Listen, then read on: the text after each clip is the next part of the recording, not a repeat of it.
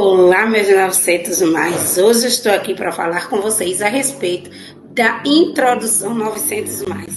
O que a gente tem que entregar ao corretor para que ele pontue positivamente a nossa redação? A introdução magnética, hipnotizante, aquela que vai prender o corretor e que vai mostrar a ele que a gente não deixa de fazer algo a serviço de uma qualidade redacional. Então, se prepara que lá vem pedrada. A primeira coisa que eu vou mostrar para vocês é a estrutura de uma redação, de uma introdução impactante. Logo depois, a gente vai colocar a nossa metodologia e mostrar a vocês como vocês podem usar da nossa metodologia a favor de vocês. Então, a primeira coisa que a gente tem que observar diante de tudo isso é que o Enem ele trabalha com a logística de 1 minuto por correção, de 1 a 3 minutos, onde o corretor vai achar tudo nos seus devidos lugares, vai buscar todas as coisas bem encaixadinhas para pontuar em 1 minuto o seu texto.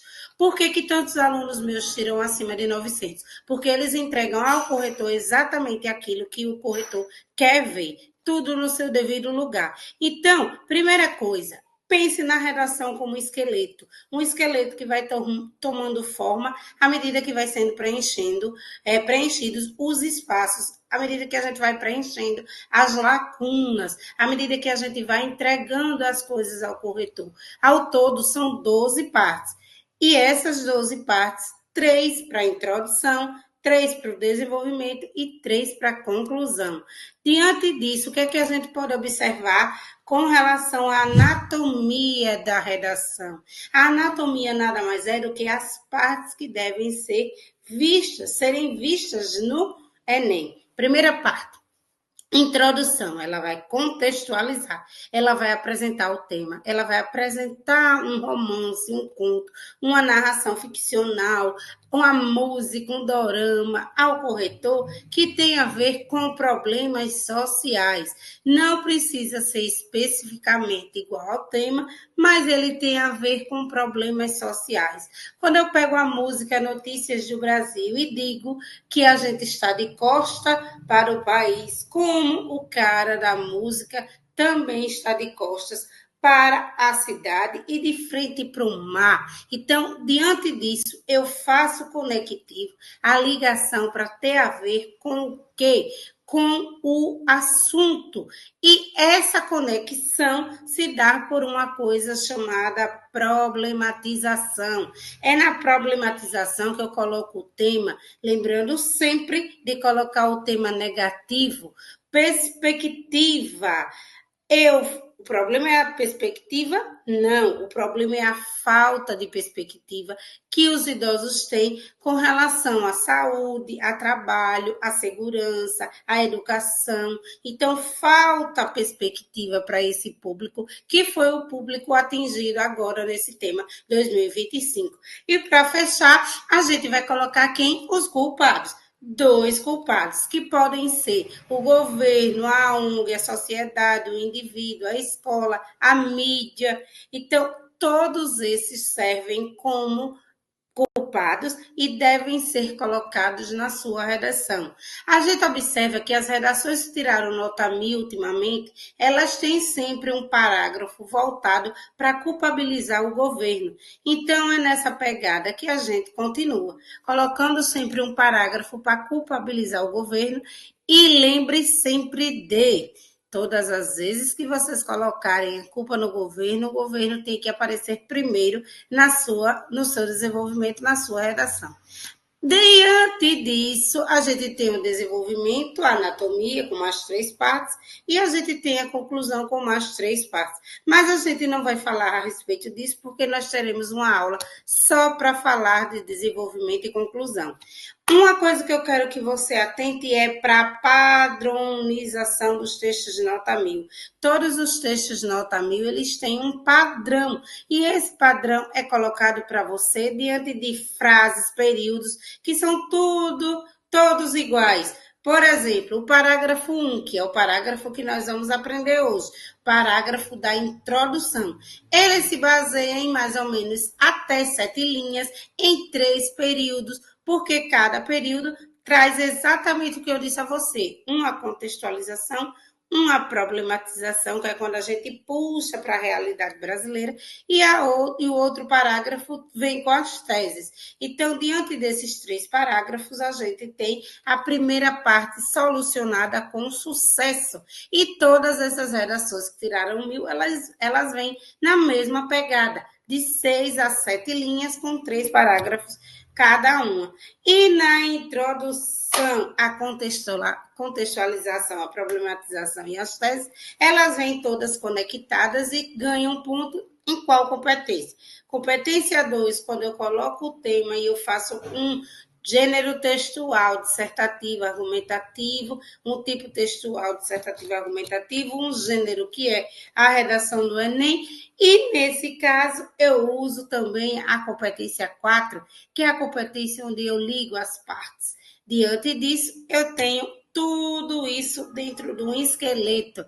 Primeiro, o esqueleto, a identificação estrutural, a valorização da escrita, a escolha da estratégia que será utilizada. Então, qual é a estratégia que eu vou utilizar? Eu faço tudo isso no meu rascunho, nada de fazer direto na folha. Onde é que fica a folha de redação, professora? No meio da sua redação, depois das 45 questões de linguagens. Aí eu venho no esqueleto 2. O esqueleto 2 é o acréscimo da coesão. Eu vou acrescentar um fora da realidade de maneira análoga, fora do enredo ficcional. Isso tudo vai trazer, sair da ficção e trazer para a real. E o último, quando eu acrescento as 2 teses. Diante disso, eu tenho a análise detalhada de uma redação nota 1000, para que vocês saiam daqui sabendo quais são as partes que devem ter na redação, para que a sua nota também chegue a nota 1000. Então, essa primeira tem 6 linhas e 4 períodos, mas não é comum estar com tanto período. A gente evita, mas já apareceu sim redação com 4 períodos, dentro de um único parágrafo. Mas a maioria, elas trazem o quê? 6 linhas e 3 períodos. É a grande maioria das redações que tiram nota 1000. É o mesmo exame em anos diferentes, mas a padronização é a mesma. Diante disso, contexto mais sinônimos do tema. Depois, coesão, retomada do repertório, tema. Depois, coesão, importância do tema e as teses. Eu tenho aqui um exemplo da Adriele Dias, que tirou nota 1000. No filme, aí ela vem colocando toda a contextualização por meio do filme. Depois ela diz o quê? Ela vem com, assim como na obra cinematográfica, vem problematizando. E quando ela diz o ademais, ela está fechando com as suas teses. A sociedade que ela coloca, que carece de informação a respeito de tal assunto, o que gera um estranhamento em torno da questão. Esse é um modelo que era admitido até 2024.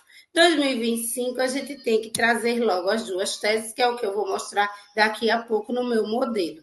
Eu tenho aqui o esqueleto dela, que é o esqueleto que é seguido sempre pelas redações que tiraram nota 1000, onde eu tenho a contextualização, a problematização e as 2 teses. Tudo de maneira evidente. Você entendeu a importância do esqueleto, minha gente? Um modelo, uma estrutura coerente que auxilia na hora de escrever. Eu não estou falando de coringa, eu estou falando de uma estrutura essa necessária, porque senão você se perde. Lembre sempre da redação como matemática. É uma fórmula. Como química, como física, por meio de fórmulas, você chega ao resultado 900 mais. Que resultado é esse? O resultado dos meus alunos, onde só 6,3%, infelizmente, dos brasileiros alcançaram isso. A gente ainda está longe dos 10%, que já era um valor insignificante, mas temos 93,4% de pessoas que não chegaram a 900, porque não cumpriram a determinação que o Enem exige, porque não tiveram profissionais para ajudar, porque não entregaram as 12 partes, porque ficaram ansiosos, nervosos com a folha em branco, porque tangenciaram um tema. Você sabia que 170 mil pessoas zeraram a redação? É muita gente no universo do Brasil. E a maioria, a esmagadora do zero, vem decorrente da folha em branco. As pessoas olham a folha, não sabem fazer nada a respeito do tema e entregam em branco. E algumas pessoas nem acham a folha, que ainda é pior. Vamos juntos construir um esquema de introdução. Agora você vai aprender. Aqui nesse esquema, você vai preencher esse esquema, vai ficar disponível abaixo no nosso Drive para que você tenha acesso ao material e possa executar. Treino bom é treino executado. Então, nada de só ficar na teoria. Tem que colocar na prática. E esse slide aqui vai ajudar você a sair daqui as suas ideias e colocar aqui no papel. Primeiro, estrutura e identificação do esqueleto. Escreva apenas a direção, a estratégia que irá utilizar. Vamos lá. Como e qual será o seu contexto? É importante colocar sinônimos do tema aí. Esses sinônimos, minha gente, vocês buscam no próprio motivador. O motivador está lá para nos ajudar. Comece com coesão, como eu devo retomar ao tema, aquele gancho fora da realidade ficcional, de maneira análoga. Isso são os elementos de gancho, que a gente chama que gancha. Que faz o quê? O enganchar de uma parte na outra. E eu tenho que identificar a forma que vai ser escrita com palavras de juízo de valor. Então, a gente tem mais de 110 palavras de juízo de valor catalogadas em uma tabela que eu também vou deixar abaixo. No nosso Drive, o nosso Drive vai ficar assim de material para que você pegue e use, imprima, use no seu tablet, use no seu computador, use no seu celular, porque todos os materiais, quando há necessidade de se tornar editável, eles serão editáveis. Aqui eu tenho o esqueleto da redação. Esse esqueleto é um esqueleto comum às redações com essas 3 frases que eu disse a vocês e que vocês sabem que vocês vão usar durante todo o seu texto. Outra coisa que eu trouxe para vocês, que vai ser bastante útil, são os elementos de coesão. Todos esses elementos aqui, eles seguem um padrão. Elementos de coesão para raciocínio, para argumento anterior, para oposição, para conclusão. Eu não posso colocar de maneira aleatória. Onde deveria colocar o de conclusão, eu coloco um de argumentação. Não pode. Então, tudo tem o seu devido lugar. E a coesão, ela é muito importante a ponto de ter uma competência, que é a competência 4, só para ela. Então, olha como ela é importante. Então, diante dessa importância, a gente vem aqui com um elemento sequencial muito bom, que é a questão da introdução feita com a ONU. Ela fez, depois ela colocou, no entanto, com efeito, elementos de coesão que tornam o seu texto fluido, que tornam o seu texto rápido de leitura, porque ele só tem 1 minuto para ler o seu texto. Diante disso, também a gente vê aqui outros exemplos onde os conectivos foram usados. Todos esses conectivos estão disponíveis naquela tabela. Olha quantos conectivos eu usei aqui atualmente, assim, tudo para fazer a ligação. Portanto, aí eu venho com, nesse sentido, também elementos de coesão e coerência. Aqui, minha gente, tem alguns exemplos de introduções que vocês podem usar. Esqueleto 1, tá sem ideia? A gente dá uma ajuda a você. Ao longo de toda a história brasileira, diversos entraves foram encontrados na tentativa do desenvolvimento da nação. Infelizmente, dentre eles, destaca-se. Aí entra a jogada do tema, aí é bom demais, devido à sua recorrência na conjuntura odierna, a difícil democratização do acesso ao cinema, tema 2019, eu encaixei o tema aí, encaixaria qualquer tema nessa introdução. A partir de uma análise desse impasse, percebe-se que ele está vinculado não só à desigualdade regional, que é enorme no país, mas também a ineficiência do Estado na solução desse infortúnio. Eu estou dando 2 culpados, a desigualdade regional e o Estado. Então, estou cumprindo todas as minhas metas e colocando todo o trabalho do corretor de maneira prática. Isso enche os olhos, ó. O corretor chega, brilha os olhos quando vê uma introdução com tudo no seu devido lugar. E uma introdução bem feita já faz com que ele perceba se você vai tirar nota alta ou não. Então, olha a importância da introdução. Coloquei outros exemplos aqui que vocês podem usar. Ao longo de toda a história brasileira, diversos entraves foram encontrados.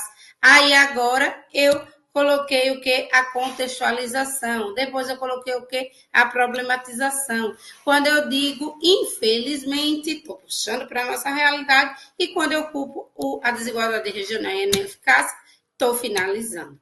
Então, aqui, galera, tem vários tipos que vocês devem sim usar em prol da introdução magnética.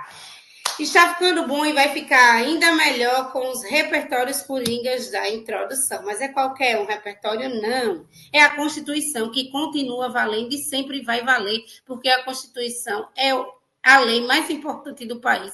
Jamais vai ser abandonada na sua redação.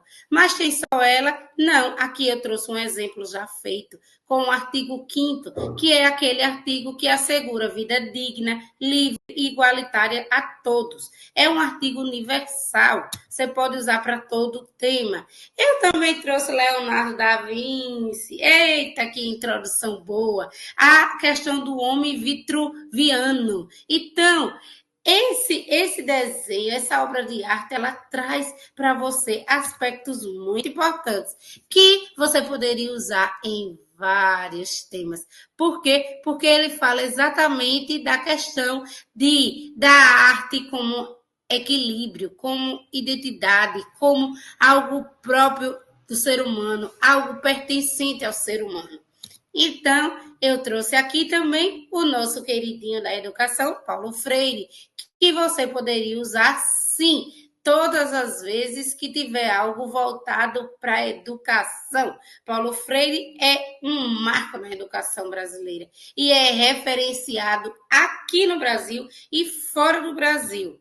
Então, pode usar à vontade. Eu também poderia usar a Revolução Industrial e os tempos modernos, fazendo essa comparação. Comparação maravilhosa para mostrar o nosso repertório histórico. E é um repertório produtivo, pertinente e legitimado. Trouxe aqui o filme Tempos Modernos, de Charles Chaplin, falando da questão da sociedade e da evolução social. Lembrando sempre que a evolução social existiu e ainda existe, mas que mesmo assim aquele problema, com tanta evolução, ainda continua. Por isso que é infalível essa introdução. Vamos pegar a introdução decente, pessoal, porque é por meio dela que nós vamos tirar tanta nota alta. Se liga em quem entende, não vai para os pseudos profissionais, não. Se liga na pessoa que já está, que primeiro passou 6 anos corrigindo para essa banca que está, que é o Sebrasp. Segundo, que está assim, são mais de 1.000 alunos que tiraram notas acima de 900. Então, é diante dessa experiência que você tem que confiar. É nessa experiência que você tem que acreditar.